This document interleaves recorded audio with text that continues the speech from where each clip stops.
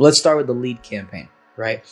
So before I jump into a lead magnet, checklist, action plan type of campaign, first off, I have to ask the client, first off, have you ever advertised to your customer? Meaning, have you ever used this account before? That's important. If your account has pixel data, meaning you've run ads, you've collected traffic, you've used it for conversion campaigns in the past, it's a lot easier to start with a website conversion objective because the pixel has existing data for me to optimize for.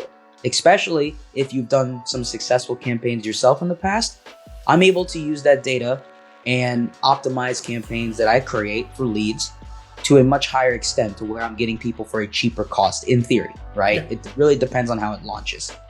But if you have a brand new account and you've never run campaigns before, you have to start with clicks to website.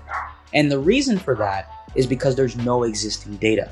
You have to give the pixel something to work with.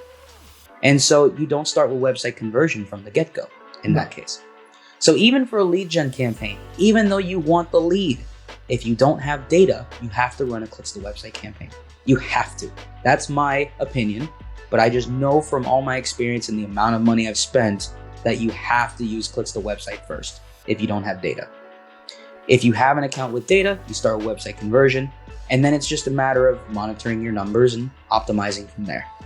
And so I always start with clicks to website if it's new, website conversion if the account's just aged. And that's how you can get started.